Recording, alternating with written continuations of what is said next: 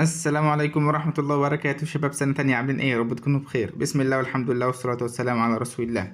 اولا كده نحب ننوه بإذن الله عن كورس نيرسونا. الكورس ده بندرس فيه 4 مواد بتوع المواد الطبية والتمريضية اللي باللغة الإنجليزية، منهم تمريض صحة المجتمع، وكذلك التمريض الباطني الجراحي وأمراض الباطنة، طب أمراض الباطنة، وكذلك الطب والجراحة.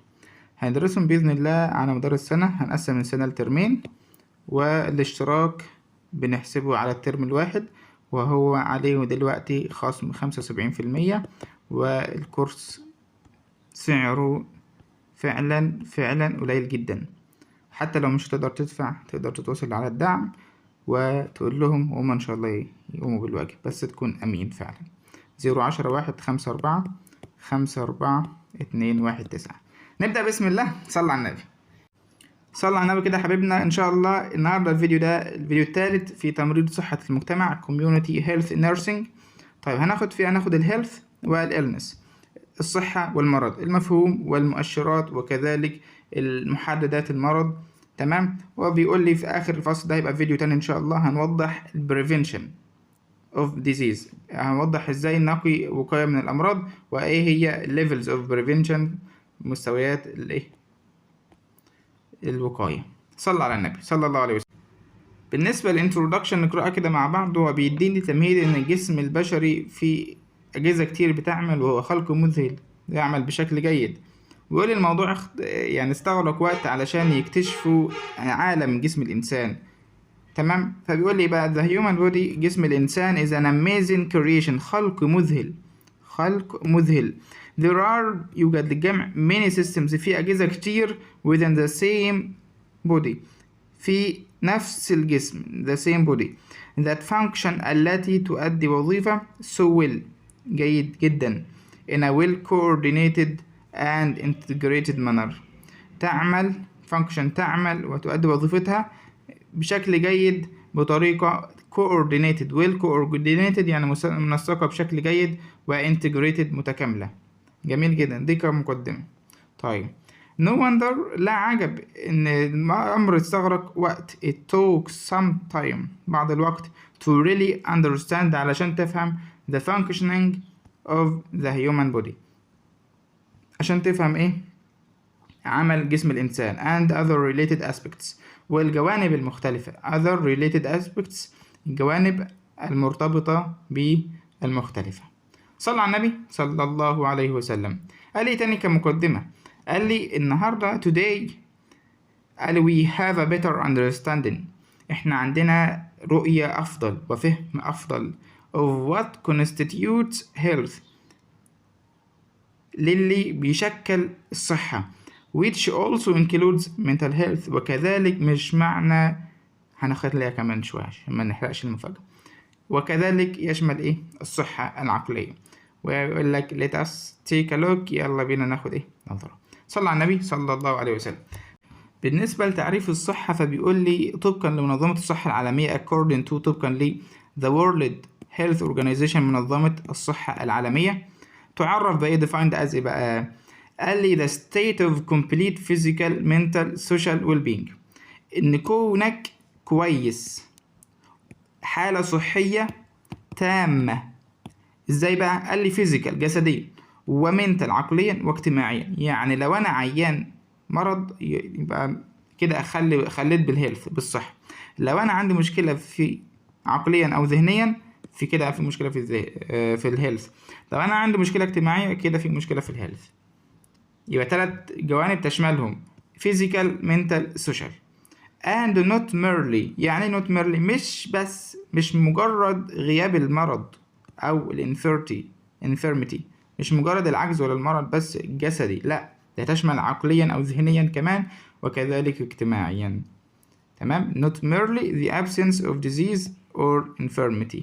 ممكن يقول لك the health means، تعني the absence of a disease and or infirmity only. لا غلط، ده قال لي not merely، مش بس مجرد كده. تمام جدا. قال لي كل أعضاء جسم الإنسان along with other body parts work synchronously، تعمل متزامنة علشان وبالتساند مع بعضها علشان تحافظ على الصحة العامة، المخ، القلب، المعدة ستومك، يوترس، الرحم، وكذلك اللانجز، الرئتين، والليفر، الكبد والكدنز، الكلى، والانتستين، كذلك الأمعاء. يعني ايه تعريف الديزيز؟ قال لي وعكس الهيلث. طيب اديني برضه مفهوم. قال لي مصطلح الديزيز the term disease broadly refers to يشير بشكل عام الى ايه بقى؟ قال لي any condition اي حالة that impairs the normal functioning of the body، اي حالة تؤثر بالضعف على العمل الطبيعي ووظيفة طبيعية لجسم الانسان. طيب قال لي ولهذا السبب for this reason الأمراض diseases are associated with the dysfunction مرتبطة مع الخلل of the body. تمام، مرتبطة بخلل، أي خلل يكون بقى بأي حاجة اسمها normal homeostatic processes. يبقى العمليات homeostatic التوازن الداخلي، النورمال الطبيعي. يبقى أي خلل في عمليات التوازن الداخلي الطبيعية في جسم الإنسان فهو هذا يعتبر disease. جميل جدا، صلى الله عليه وسلم، صلى على النبي. قال لي بقى، بيقول لي أي failure، أي فشل في أي organ، في أي عضو أو سيستم عام في الجسم أو جزء من الجسم ممكن يؤدي للمرض. يعني لو القلب فشل، يعني إيه القلب فشل؟ قلب هنلاقيها إن شاء الله في طب أمراض الباطنة، مايوكارديال انفاركشن والهارت فيلير والحاجات دي كلها. صلوا على النبي صلى الله عليه وسلم. القلب الطبيعي إن هو بيضخ الدم لجسم الإنسان. طيب لو هو بقى ضعيف فما قدرش يضخ الدم كويس، حصل فيه مشكلة، ايه اللي هيحصل؟ قال لا هيحصل يبقى مريض انجينا مثلا، صح؟ صلى الله عليه وسلم، صلى على النبي، ذبحة صدرية، وهكذا. مريض الكلى لو حصل له مشكلة، لو مريض حصل له مشكلة في البرين، واخدين بالكم؟ حصل ورم، حصل ايا كان نزيف، فهنا هيؤدي له للديزيز. طيب قال لي sometimes microbes cause infections، بعض الميكروبات أحيانا الميكروبات بتسبب عدوى. ليه أحيانا؟ مش دائما، ممكن المناعة تقوم بالدور، صح؟ تمام جدا. عندنا signs و symptoms. ايه ده؟ وفي فرق بين signs و symptoms؟ اللي أنا أعرفه إن ده علامات وده أعراض. قال لي signs دهيت اللي الدكتور بيشوفها، symptoms دهيت اللي ظاهرة على العيان أصلا من غير ما نفضل نفحص وكده. يبقى signs دهيت باينة بالفحص، تبان بالفحص. ظاهرة ديت السيمبتوم. قال لي ايه تاني بقى بالنسبة diseases؟ قال لي diseases are several types، أنواع مختلفة أو تنقسم من عدة أنواع. طيب وبعضها ممكن يؤدي ل life threatening even fatal consequences، عواقب مميتة أو life threatening مهددة للحياة. يبقى life threatening أو حتى كمان even حتى ممكن تؤدي للعواقب مميتة in absence of في غياب appropriate medical guidance، في غياب الإرشاد الطبي المناسب. لحد دلوقتي خدنا introduction لجسم الإنسان، خلق مذهل اللي بيقول لي الموضوع اختصارك وقت عشان نفهمه. وبعد كده الحمد لله النهاردة لدينا رؤية واضحة بشأن الصحة والمرض. وخدنا بعد كده تعريف الصحة إن هو state of complete physical mental social well-being، وليس فقط غياب المرض أو infirmity. تمام جدا. طب بالنسبة بقى للمرض، قال لي refers to any condition that impairs the normal functioning of the body. تمام جدا. وده لي بعض الأمثلة، تمام، الحاجات اللي ممكن تشير للمرض. طيب اديني بقى المحددات الصحة determinants of health include ايه؟ يا ترى بتضم وتشمل ايه؟ قال لي أول حاجة السوشيال والإيكونوميك environment، يبقى البيئة الاقتصادية economic والسوشيال والاجتماعية. ايه تاني؟ قال لي الفيزيكال environment البيئة الفيزيائية الجسدية أو الحاجات المادية الملموسة. قال لي persons individual characteristics and behaviors، يعني التصرفات والخصائص الخاصة بالفرد للشخص، الخصائص الفردية الخاصة بالشخص. تمام جدا. بيقول لي بقى هنا نقطة مهمة جدا وقد تكون صادمة ليكم. بيقول لي إن context سياق people's lives حياة الناس determines their health على حسب سياقهم. يعني ايه السياق؟ يعني حسب الظروف اللي هو موجود فيها، البيئة الاجتماعية اللي هو نشأ فيها، البيئة الاقتصادية اللي هو نشأ فيها، البيئة الفيزيائية المحيطة بيه فعلا، البلد اللي هو نشأ فيها، الخصائص والسلوكيات الفردية. في حاجات طباع موجودة وفي حاجات طبعا ما فيش حاجة اسمها استسلام للطباع، بنغير كله المفروض للأحسن. طيب ولكن في حاجات يعني الشخص مش مخير فيها. جميل جدا. فلذلك بيقول لي context of people's lives determines their health بيحدد صحتهم. ولذلك blaming لوم الأشخاص individuals for having poor health، لومهم إن هم عندهم مرض أو صحة بشكل سيء. قال لي أو crediting them، إن إحنا نمدحهم أو إن إحنا نشيد بيهم for good health للصحة جيدة، غير مناسب inappropriate. ليه؟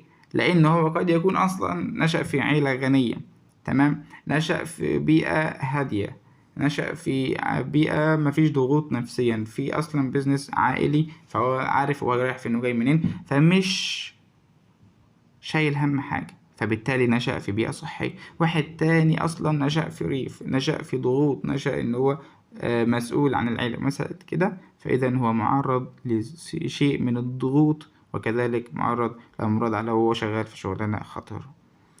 طيب قال لي إيه تاني؟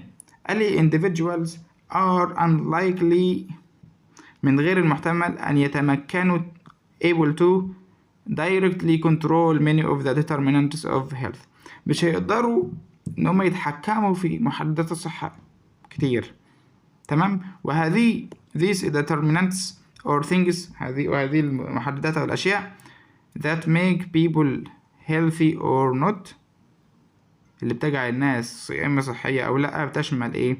تشمل حاجات اللي احنا قلناها فوق، السوشيال والايكونوميك انفيرومنت والفيزيكال انفيرومنت، والخصائص الفردية لكل واحد، والتصرفات كذلك. تمام جدا. فأنا مش هقدر أتحكم في الغنى والفقر، أنا هقدر أسعى نعم، ولكن قد أسعى بنفس سعي واحد تاني وأبقى أغنى منه أو أفقر منه.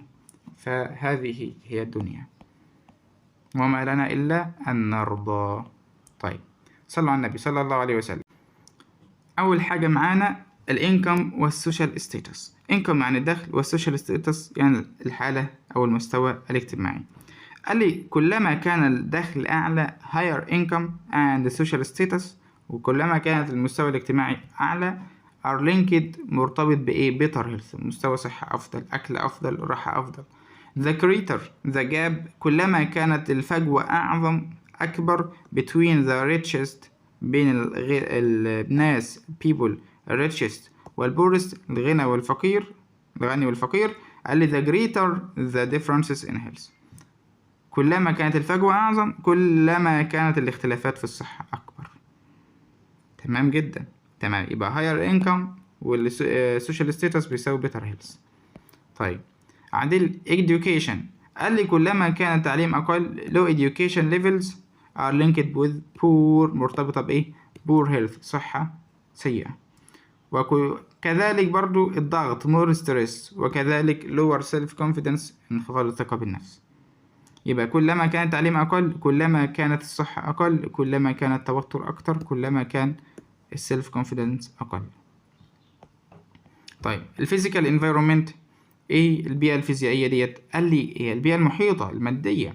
قال لي سيف ووتر، المياه النظيفة الآمنة، كلين اير، الهواء النظيف نقي، healthy workplaces، أماكن العمل الهيلثي الصحية المناسبة فعلا لصحة الإنسان، safe houses، المنازل الآمنة. قال لي communities، وكذلك المجتمعات، والroads، والطرق، كل ده contribute to good health، بيساهم في صحة جيدة. دي الفيزيكال environment. طب السوشيال سبورت نتوركس، شبكات الدعم الاجتماعي. قال لي greater support from families friends communities، الدعم كلما كان أكبر من الأسر والأصدقاء والمجتمعات، مرتبط بلينكد تو better health، صحة جيدة. ولحد دلوقتي خدنا كام؟ 4. الانكم والسوشيال ستاتس كويس، تمام. education، الفيزيكال environment، وكذلك السوشيال سبورت نتوركس. خامس حاجة وهي فيش تحكم فيها أبدا هي الجينيتكس، الوراثة. قال inheritance، الوراثة plays a part in determining lifespan، بتحدد دور مهم في تحديد اللايف سبان، العمر الافتراضي، والهيلثينس والصحة، والبيرسونال بيهيفير والسلوك الشخصي، and coping skills، skills يعني مهارات، coping يعني التكيف، مهارات التكيف، وكذلك likelihood احتمالية of developing certain illnesses، احتمالية الإصابة ببعض الأمراض. يبقى الوراثة ممكن تلعب دور في الأمراض، نعم. الوراثة ممكن تلعب دور في العمر الافتراضي للإنسان، نعم، لأن في متلازمات وفي أمراض بتحصل وراثية ممكن فعلا بتأثر على حياة الشخص المريض ده بشكل كبير جدا، فيبقى العمر الافتراضي ليه إن هو قصير جدا. طبعا الأعمار بيد الله. ممكن يحصل personal behavior، السلوك الشخصي، ممكن يحصل السلوك الشخصي، موضوع التوحد والحاجات دي، هل فيها عامل مثلا الوراثي؟ تاخد بالك كله جينات يا ريس. صلوا على النبي صلى الله عليه وسلم. طيب عندنا الهيلث سيرفيسز، خدمات الصحة. قال الاكسس واليوز اوف سيرفيسز، الوصول واستخدام الخدمات that prevent وتريت disease، اللي بتمنع المرض وكذلك بتعالجه، اكيد طبعا بتأثر على الصحة بشكل كويس. influences health.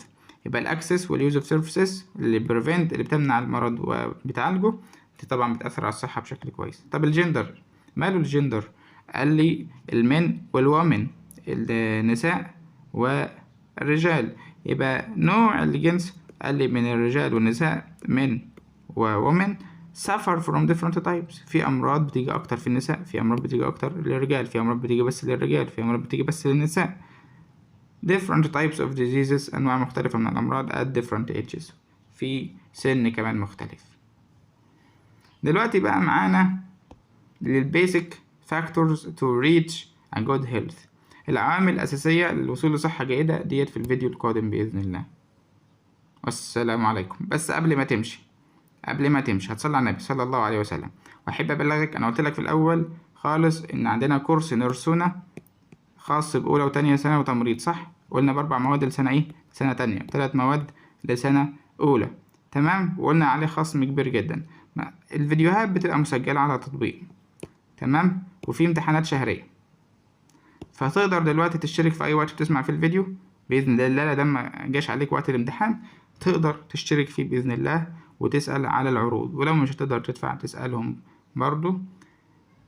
كان معكم أخوكم حسن حمدي، وما تنساش اللايك والسبسكرايب بقى. صلى على النبي صلى الله عليه وسلم، والسلام عليكم ورحمة الله وبركاته.